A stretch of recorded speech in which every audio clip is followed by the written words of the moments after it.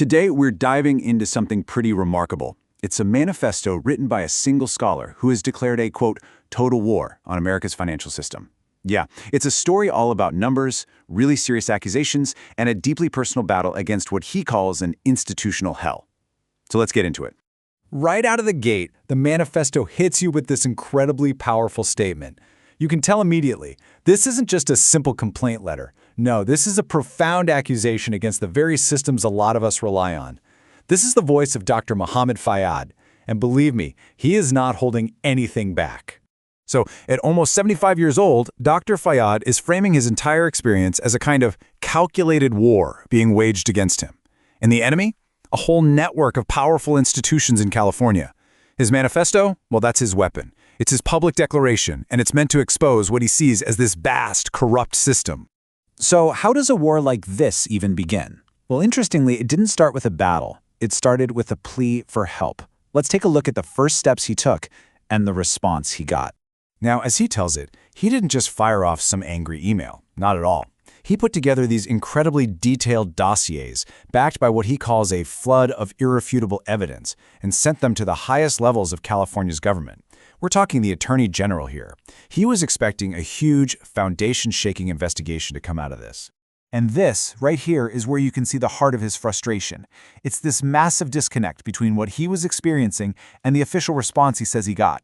So, on one side, you have Dr. Fayad talking about an organized credit crime and existential struggle, and on the other side, he reports being told it's just a minor financial dispute, something for small claims court. You can see how that kind of dismissal is exactly what lit the fire for his manifesto. This brings us to the first major target in his manifesto, an entity he describes with this really chilling metaphor, the credit guillotine.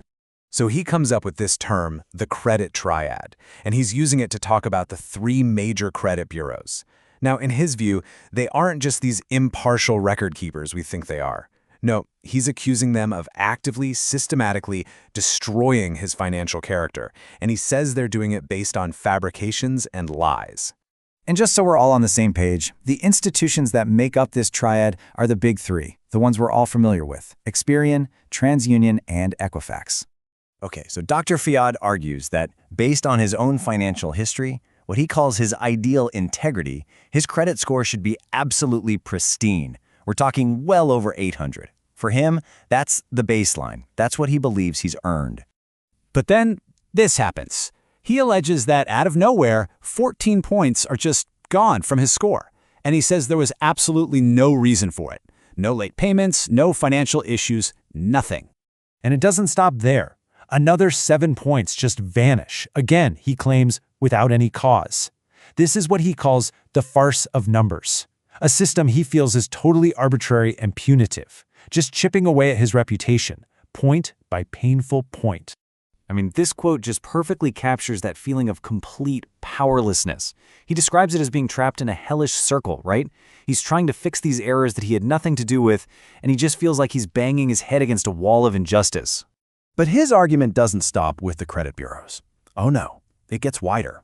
It becomes this full-scale attack on major banks, and he accuses them of what he calls banking savagery.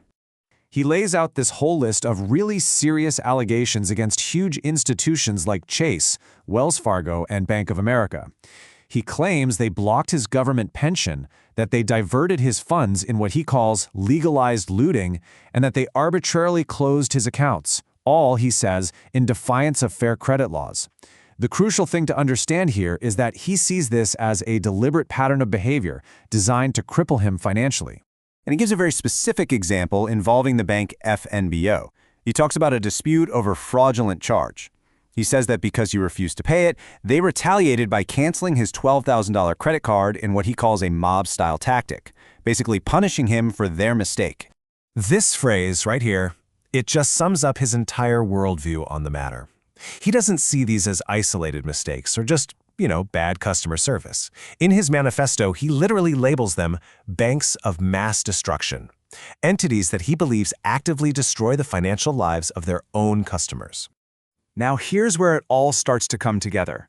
Dr. Fayad doesn't see these as separate issues. He weaves them all into this broader story of a coordinated system, a system of complicity, all working against him. He actually lays out a kind of map of what he sees as this whole conspiracy. He argues the credit bureaus practice defamation, the banks commit piracy, the government and judicial bodies, they provide cover, and he even says tax institutions act as demonic arms to loot his wealth. He sees it all as one giant interconnected siege. And if you think it couldn't get worse, in his view, this system of complicity extends to the legal profession itself. He claims that tons of lawyers refused to even take his case, which made him feel like hidden orders had been sent out to stop him from ever getting a fair defense, just tightening that noose around his neck. So, when you're faced with what feels like this giant institutional wall, what do? What do you demand? Well, that brings us to the final part of his manifesto, his battle for dignity. His demands are anything but small. He's calling for what he terms seismic reform. First, an immediate and comprehensive investigation into this whole system he's described. Second, he wants full accountability for the people involved and compensation for the damages. And third, a systemic purge of what he alleges is discrimination against certain groups in California.